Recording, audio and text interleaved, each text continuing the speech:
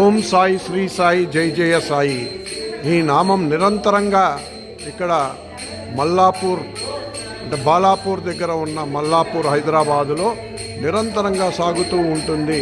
ఇలాంటి ఈ పుణ్యక్షేత్రం షిరిడీలో ఏ విధంగా అయితే నిర్మించారో ఆ విధంగానే ఇక్కడ నిర్మాణం జరుగుతోంది. సుందరంగా ఇవాళ ఈ ద్వారకామాయిని అంతా అలంకరించారు. ఎందుకంటే 108 హారతుల ఉత్సవం సాయిబాబాకి మొట్టమొదటిసారిగా మరి ఒక యునిక్ ఫెస్టివల్ అనుకోవాలి. ఇది మొన్న 2025 గురు పౌర్ణమి నాడు మొట్టమొదటిసారి ఒక గృహంలో ఇవ్వడం జరిగింది. అయితే ఇవాళ 7వ తారీఖు డిసెంబర్ 2025 చాలా పర్వదినం.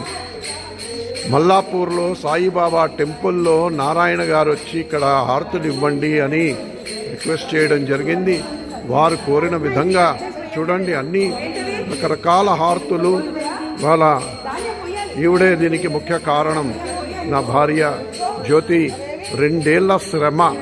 దాంతో ఏ హారతులు ఇవ్వాలి ఆవిడకి ఒకరోజు సంకల్పం కలిగి కాదు, సాయినాథుడే ఆ సంకల్పాన్ని కలిగించి ఆవిడ చేత ఈ విధంగా హారతుల ఉత్సవాన్ని అరేంజ్ చేసుకున్నారు.